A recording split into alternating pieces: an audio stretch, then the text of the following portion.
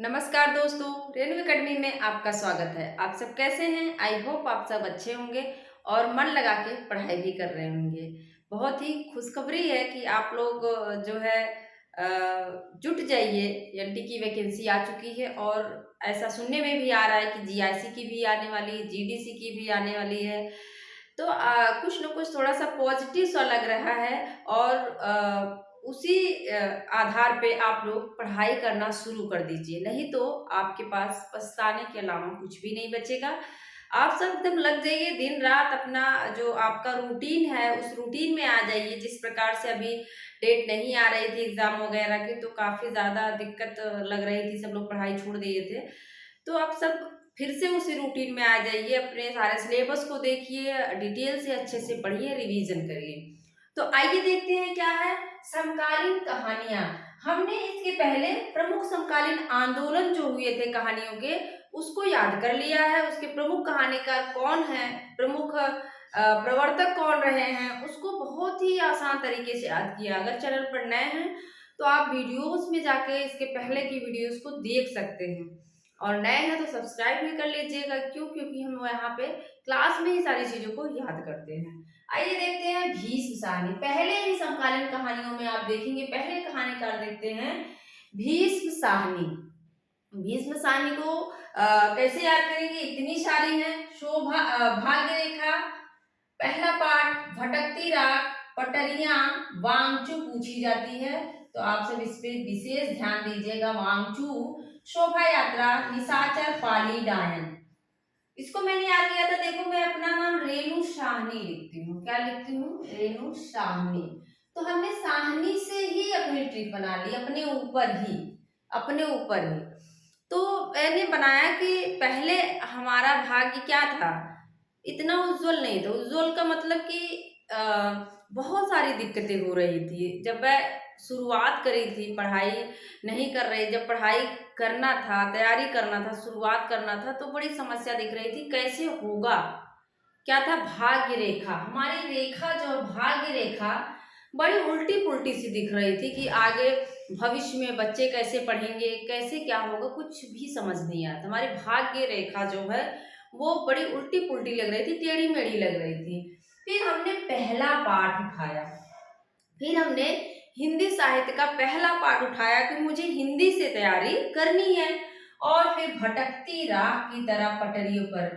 इसके बाद जब मैंने शुरू कर दिया तो भटकने लगी इधर उधर। कोई भी देखो, जब विद्यार्थी है पढ़ाई करेगा तो वो एग्जाम देने के लिए उसको भटकना पड़ेगा, दर दर की ठोकरें खाते हैं। सुबह अगर आपका पेपर जो है 9 बजे से है, तो आप ना तो रात को ढंग से नींद आएगी, ना ही आप सही सो पाएंगे, कुछ नहीं।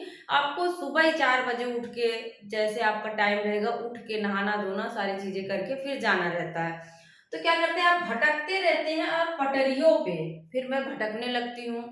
पटरियों मतलब कि ट्रेन से कभी दिल्ली पेपर देने जाना, कभी एमपी जाना, तो कभी कहीं जाना, तो पटरियों पे भटकने लगती हूँ। इसके बाद सारे जो है वांगचू, छू मंतर हो जाते हैं सारे। मतलब जब जॉब लग गई, सारे दुख जो है एकाएक छू मंतर हो जाते हैं, खत्म हो जाते हैं। जब किसी की सरकारी नौकरी जिस दिन लगे, उससे पूछना कि कितनी खुशी होती है उस दिन।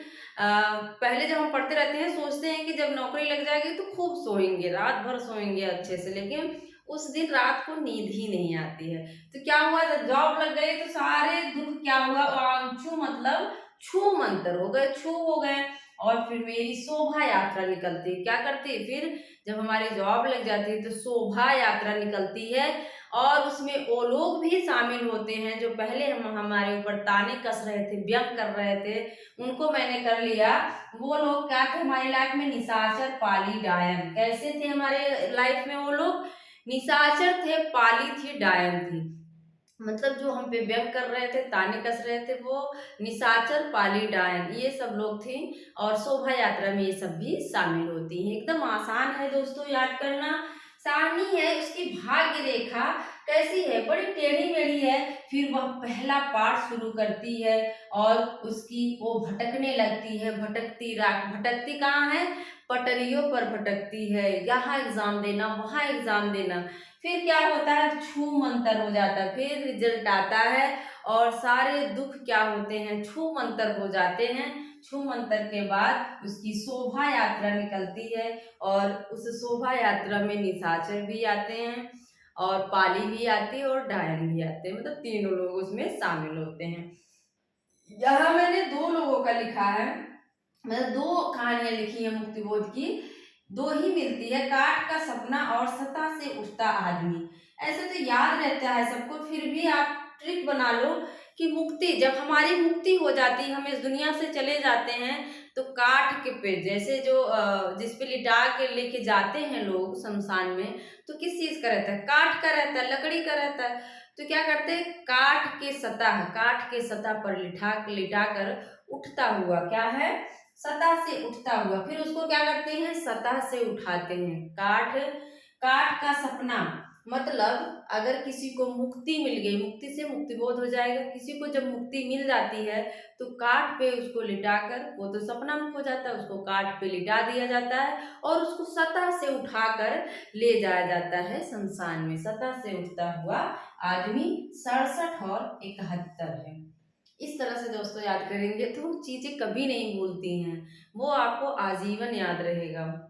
अब देखो मोहन राकेश हैं, मैंने इनको याद किया था कि मेरे ही गांव में एक वो राकेश नाम के व्यक्ति हैं और उनका घर जो है ना थोड़ा सा गांव से हट के थोड़ा सा बनाए थे, छोटा सा गांव से हट कर, बहुत सारा बाग थी, खंडहर टाइप का, वहां पे वो रहते थे, तो वही सबने बना लिया था। मोहन जो है वो इंसान के खंडहर में रहते हैं।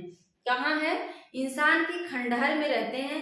और जब कोई खंडहर में रहेगा, बाहर रहेगा गांव से, तो उसको बादल बड़ा स्वच्छ दिखाई देगा, नए नए बादल उसको दिखाई, रोज वो बादलों को देख सकता है, नए बादल दिखाई देंगे। और जब कोई खंडहर में है तो जानवर तो रहेंगे ही, जानवर भी वहां रहते हैं और उनकी एक और जिंदगी रहती है, मतलब वो प्रकृति के पास रहते हैं, उनकी एक प्रकृति के पास रहते हैं, एक अपने घर वालों के पास रहते हैं, तो उनकी एक और जिंदगी है।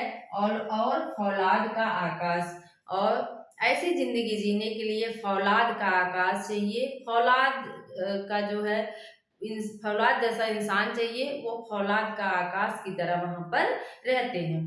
फिर से देखो, मोहन राकेश, राकेश हैं, वो अपना घर जो है खंडहर में बनाए हुए हैं, इंसान के खंडहर में रहते हैं।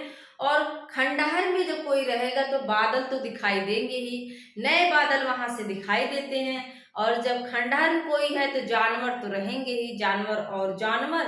इसके बाद क्या है कि एक और जिंदगी, उनकी एक और जिंदगी भी है, फौलाद का आकाश। वो कैसे हैं, फौलाद के आकाश की तरह वहां पे रहते हैं। एकदम आसान है दोस्तों। साहनी है, मतलब मैं हूं, समझ लो, साहनी है, उसकी भाग्य रेखा बड़ी टेढ़ी मेढ़ी थी। वो पहला पाठ शुरू करती है, पढ़ना शुरू करती है और भटकती रहती है, इधर पेपर उधर पेपर देना, पटरियों पर भटकती रहती है। फिर जब उसका रिजल्ट आता है तो छू हो जाते हैं, वांगचू, सारे दुख जो है छू हो जाते हैं, छू मंतर हो जाते हैं और उसकी शोभा यात्रा निकलती है। शोभा यात्रा में वो लोग भी आते हैं जो ताने दे रहे थे कि तुझसे नहीं हो पाएगा, पढ़ाई लिखाई छोड़ दे, वो लोग भी आते हैं। तो कैसे थे, निशाचर, पाली, डायन। हमारी जिंदगी के कौन थे, वो निशाचर थे, पाली थे, डायन। इसके बाद ये इंसान के खंडहर में राकेश रहते हैं। जब कोई खंडहर में है तो नए बादल तो रहेंगे ही, और वहां पर जानवर भी रहते हैं। उनकी एक और जिंदगी भी है, वो नेचर के साथ, प्रकृति के साथ रहते हैं। और फौलाद सा आकाश, उनका फौलाद का आकाश जैसा उनकी जिंदगी है, व्यवहार है। जब किसी को मुक्ति मिल जाती है तो उसको काट पे लिटा दिया जाता है, काट का सपना, और उसको सतह से उठता आदमी, उसको सतह से उस आदमी को उठाया जाता है। दोस्तों एकदम आसान तरीके से याद हमने करवा दिया है। अब आपको इनकी कहानियों को लेकर परेशानी नहीं होनी चाहिए। मेरा पूरा वीडियो देखने के लिए आप लोगों का बहुत बहुत धन्यवाद। मिलते हैं अगले वीडियो में। Thank you.